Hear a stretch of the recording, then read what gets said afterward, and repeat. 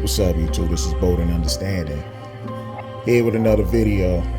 So I went on Boxing News 24. You know, this is the website I like to give a lot of shit to because a lot of biased writers that be on there with certain agendas, especially some of these writers like Alan Fox, aka Christopher Williams. We know it's the same guy, but he just, like to use different names and shit.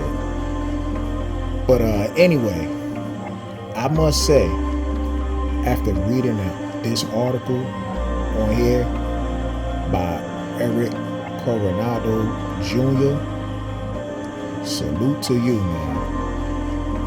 This man had an article called Crying Wolf, and it was a masterpiece, in my opinion. It was a masterpiece.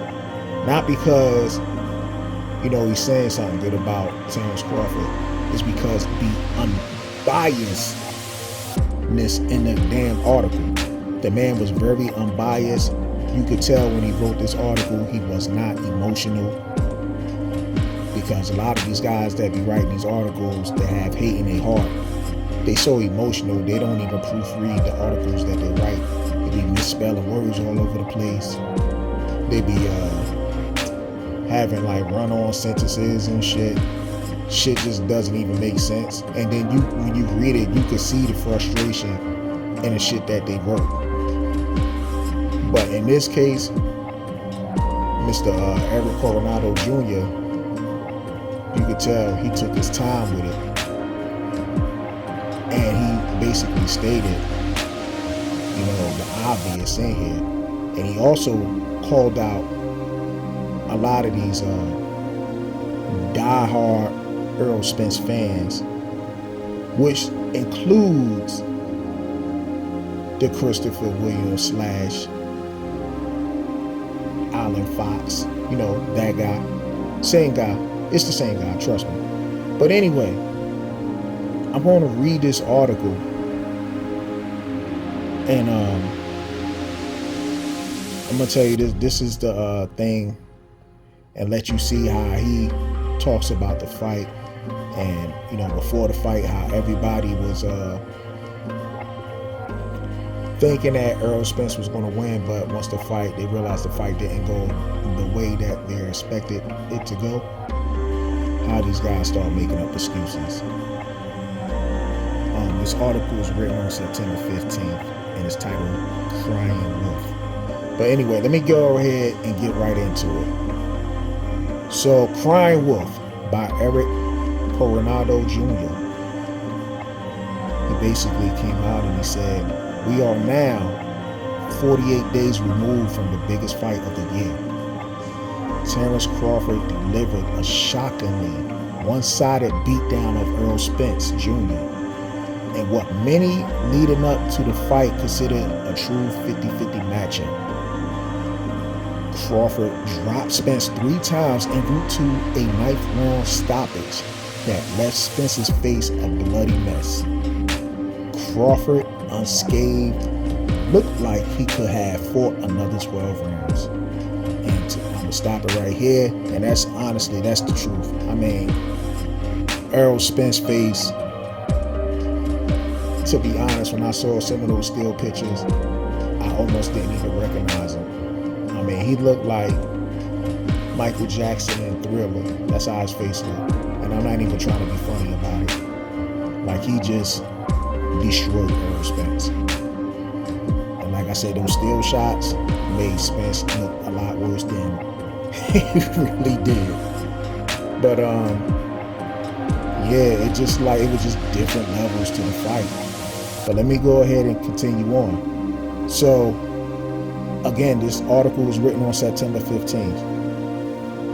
But anyway, 48 days removed, and the excuses keep pouring in. Not a single excuse from Spence or his team, mind you, but from the guys who backed the fighter who came up short. Spence was weight drained. Spence didn't look right. Spence was in a car accident. Or my personal favorite, Spence was drugged. Yo, he ain't lying. Because these YouTube guys came out You know, the Dr. 805, you know that guy, the guy who called Ness show a couple of years back when Terrence Crawford was going through it with Top Rank with the whole suing thing. He called and he acted like he was a lawyer. I remember that one perfectly. That was Dr. 805. He was lawyer 805 back then, but all of a sudden he was a doctor. But yeah, that's that guy. And then I know he said his personal favorite one was the guy was drugged and, you know, people was talking about neurological damage and shit. My personal favorite is when some clown came out and said Terrence Crawford beat a clone. Like, that shit was so comical. So comical. I couldn't even believe like I even heard that shit. As a matter of fact, the guy who said that, I think it was Marlowe or whatever, who said, you know, that's the guy who said that. I don't even think he believed that shit himself, but he just threw it out there and he just made himself sound like he was retarded by saying some shit like that. But anyway, let me continue with this article. To address the argument that Spence was so affected by his car accident in 2019 that it caused him to lose against Crawford in 2023, I must simply inform those stating this that he had 2 victories after the accident, but prior to Crawford's fight against high-level opponents. The more general excuse is that Spence didn't look like himself. This is a common phenomenon in boxing that occurs when a very high-level fighter faces a truly elite fighter, or in this case, when an elite fighter faces a top pound-for-pound fighter. And that is absolutely true. A lot of boxers be getting exposed. You know, what kills me is that when it comes to the business of boxing, they like to market certain fighters for marketability purposes, but the media protect these fighters against real elite fighters who might not have the marketing or the backing, you know, to get in the ring and stuff like that. So they try to keep those real fighters away from the guy that they really marketing. And they've been doing that with Errol Spence, keeping him away from Terrence Crawford for the better part of 5 years. Now, kudos to Errol Spence for finally deciding he was going to fight Terrence Crawford. But to be truthfully, I think he really had no choice because, well, he had a choice. But I just think morally, it would, you know, everybody would have really got on Errol Spence because remember he had all these excuses, came from other side of the street.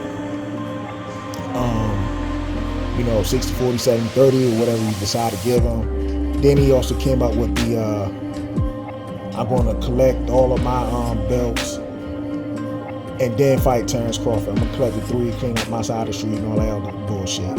So I give him props for finally, you know, standing on his word and whatnot. But it didn't change the outcome of the fight. I mean, anybody that knew boxing knew good darn well Errol Spence wasn't going to beat no Terrence Crawford that night.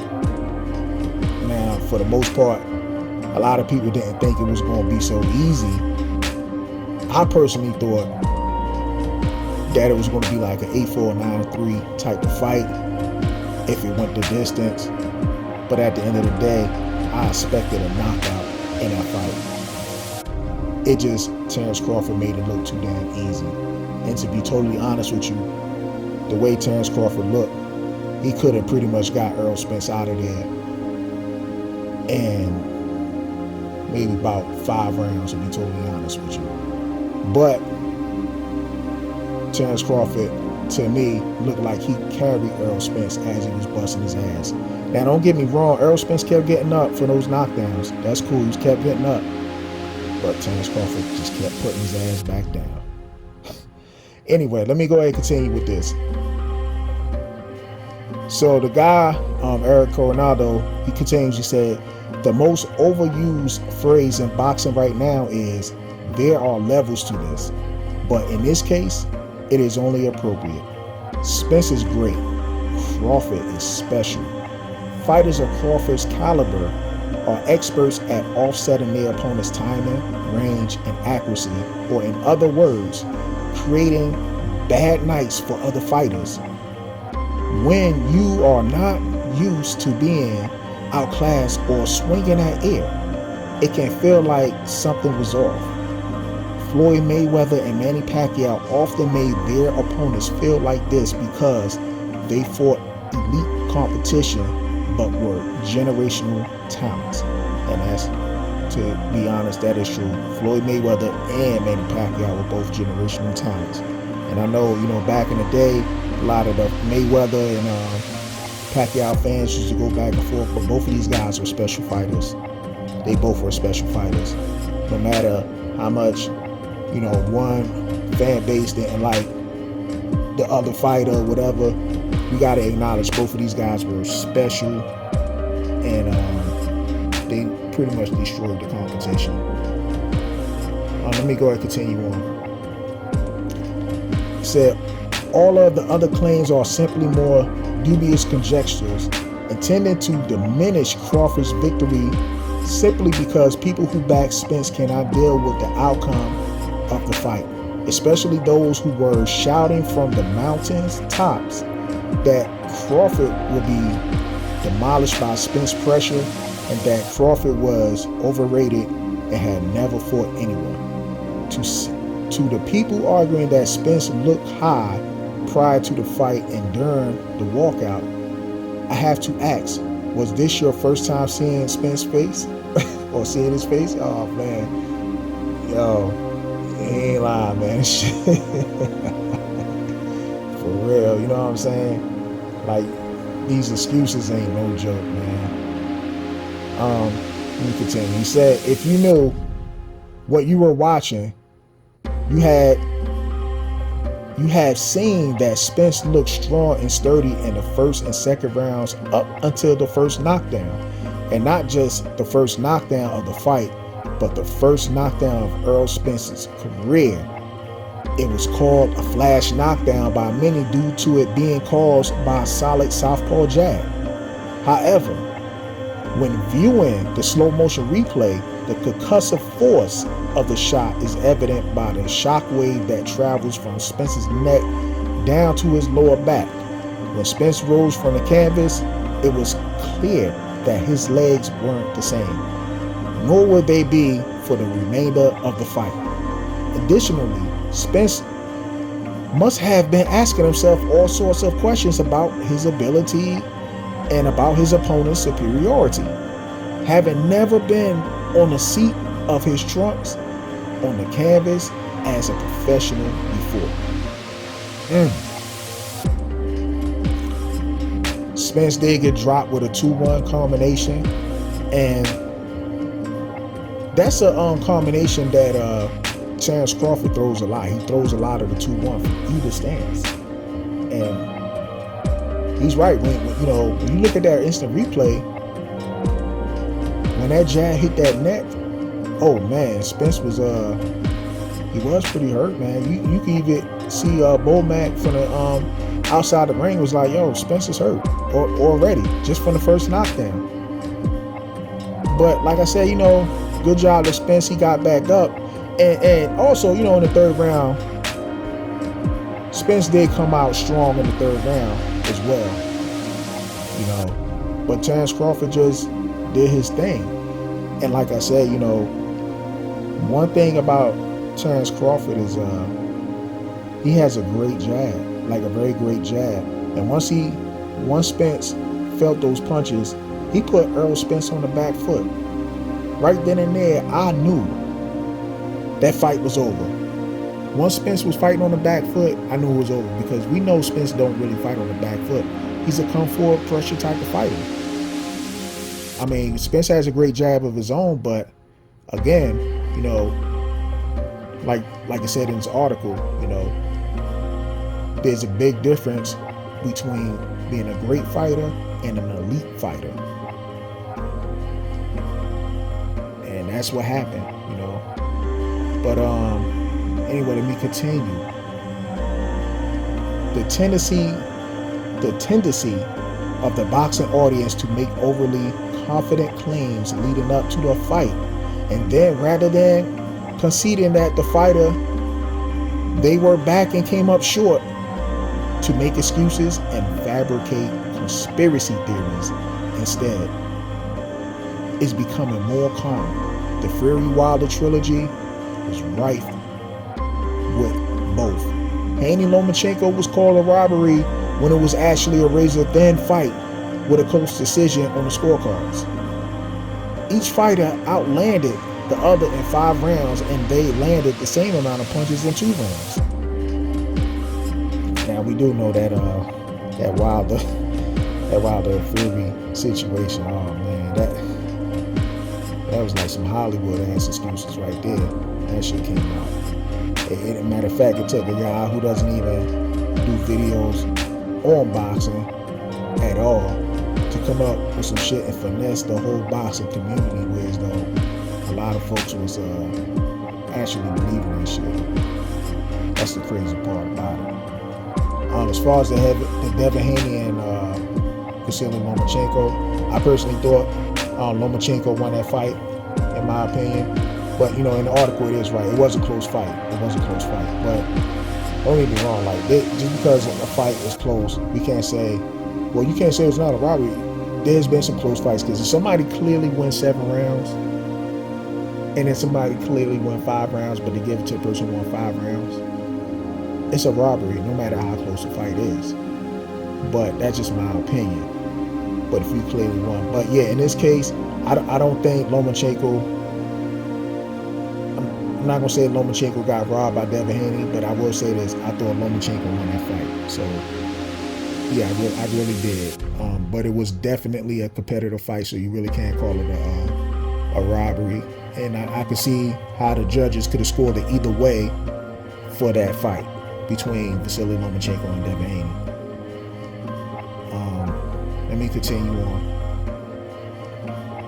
I think this guy wraps it up. He said a fight is not scored based on who apparently won, but is a round by round affair, and it is very subjective. That is true. It is very subjective. And he said this is why boxing scoring as it is will never please everybody. He is right about that as well. Obviously, there are terrible decisions in boxing due to incompetence in judging, as well as shady happenings like Romero Barroso stoppage, where the integrity of the event must be questioned.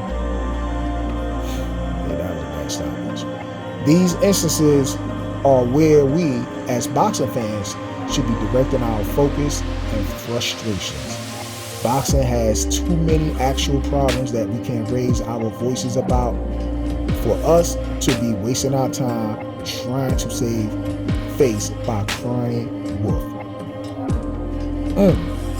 Like I said, this article was a masterpiece. It was written by Errol Coronado, and I can't complain about this article whatsoever, to be totally honest with you. This man done hit all the points. He done hit all points about this fight and then just boxing in general, you know, when it comes to incompetence in the sport and stuff like that. And he also talked about the excuses. Like he basically put these sexuals on blast, including, like I said earlier, the Christopher Williams, aka Alan Fox. He put his ass on blast too. So yeah, that's I'm glad he did that. And he did it without even calling these people name out. You know what I'm saying? Like I said, this is great. This is a great read as well. And if y'all get a chance, like I said, go to Boxing News 24. The article was called "Crying Wolf," which a lot of people were doing after Errol Spence took that ass whooping. And with that being said, you watch a Bold and Understanding. Rate, comment, and subscribe. And on the end of that note, family, peace.